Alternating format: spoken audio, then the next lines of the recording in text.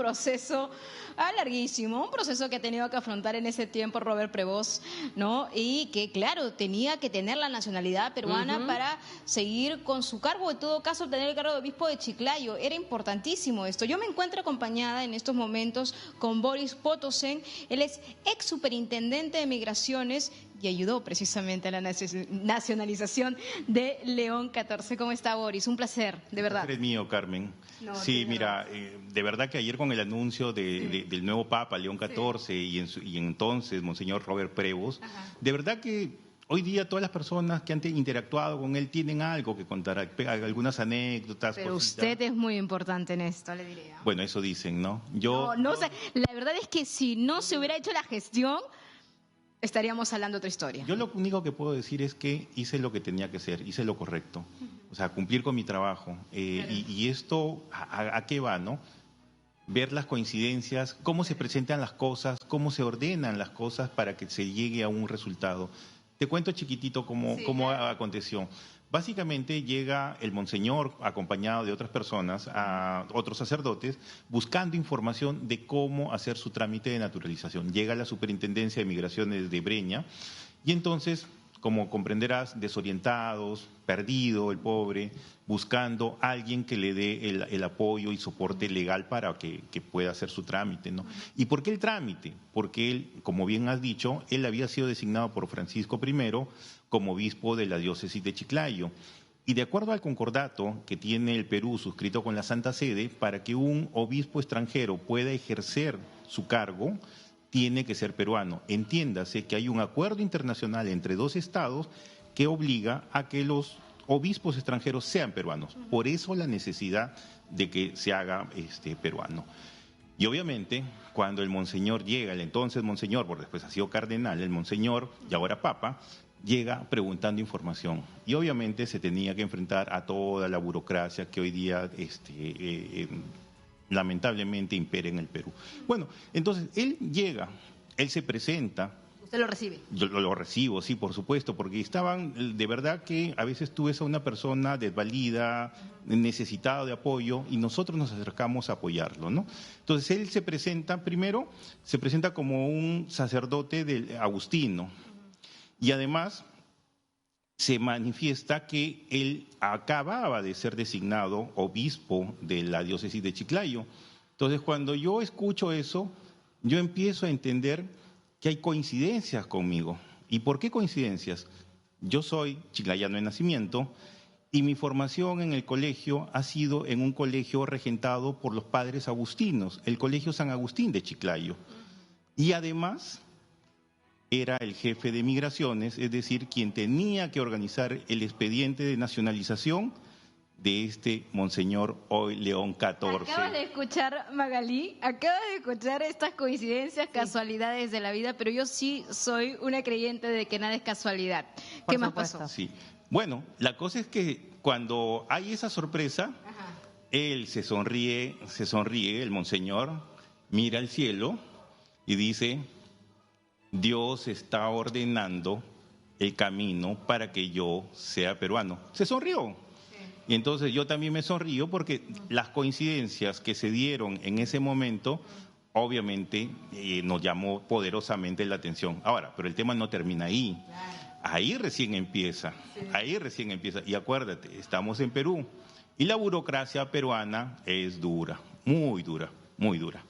Entonces, se le dieron las indicaciones, él, después se retiró, organiza su expediente, presenta su solicitud, cumplió sus requisitos, se hicieron todos los trámites que se tienen que hacer, los trámites legales.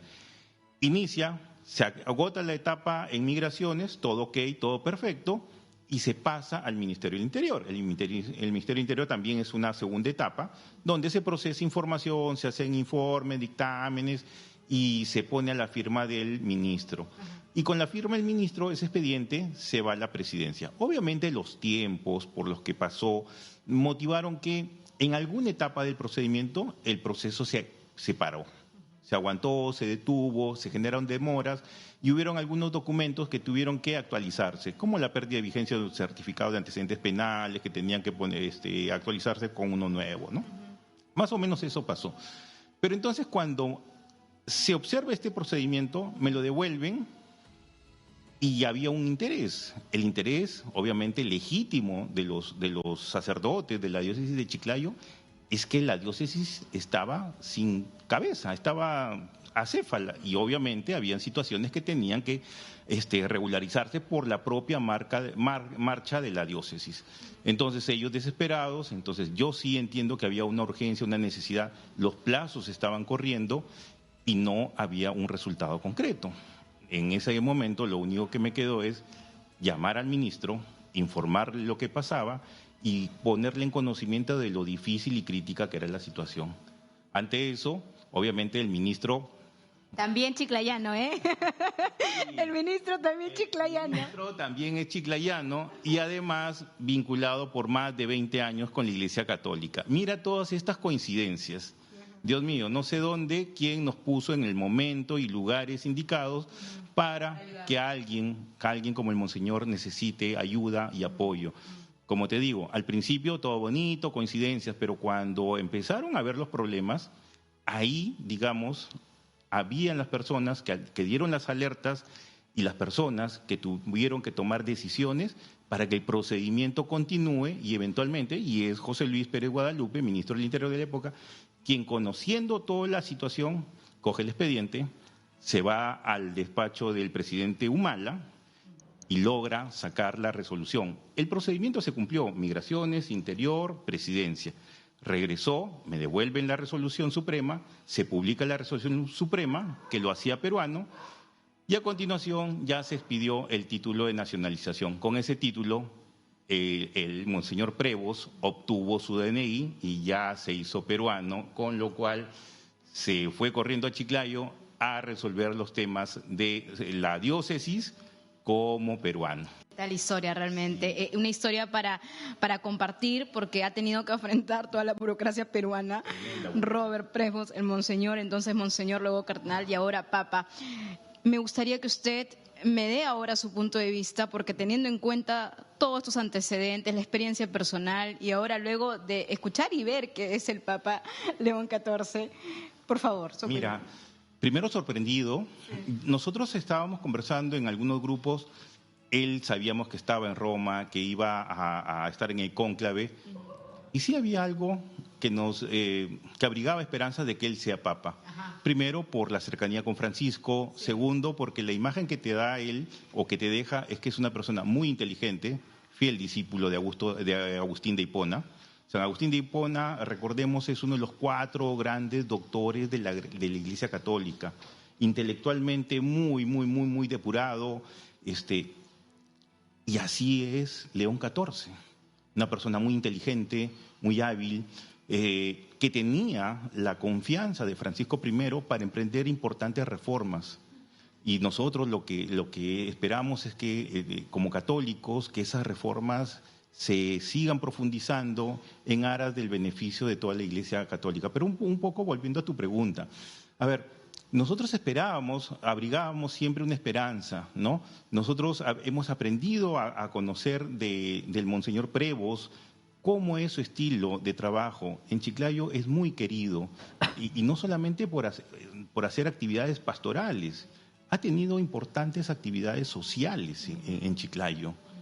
Tremenda actividad. Y en épocas difíciles, pandemia, niño costero, donde se le vincula que no solamente es un pastor, sino principalmente es una persona preocupada por los más vulnerables, ¿no? Y realmente tenemos las imágenes ya que vienen a nuestra mente.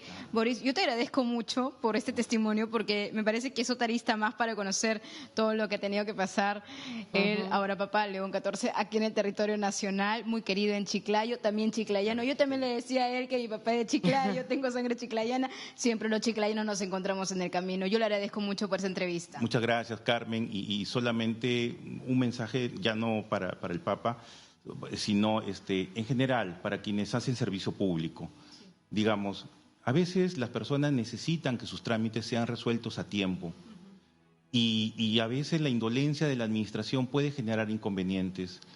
Acuérdense de una cosa, ustedes no saben con quién están resolviendo esos trámites. Imagínense, nosotros tuvimos que enfrentar de una persona que necesitaba un apoyo y hoy día es el Papa. En esa línea lo que se les pide a quienes desarrollan función pública, un poco ser sensibles y sobre todo hacer su trabajo bien, de la manera correcta. ¿Por qué? Porque haciendo el trabajo correcto, las personas, los ciudadanos que son la razón de ser del servicio público, van a estar tranquilos. Totalmente de acuerdo. Tranquilos. Qué lindo mensaje, y es importante tener en cuenta lo que pasa en nuestro Perú, lo que pasa en nuestro país y que tenemos que superar muchas brechas. Gracias a Boris Potosen, que ha sido ex superintendente de Migraciones del Perú, nada más y nada menos, y que es importante su testimonio porque de esta forma el Papa León XIV, ahora el Papa León XIV, logró su nacionalización aquí en el Perú. Bien, Carmen, vamos a seguir con toda esta información. ¿Cómo está esa sangre fuerte de Chiclayo? Viene con todo y aquí ha llegado un nuevo papa, Carmen. Regresamos con más información. Claro que sí. Eso.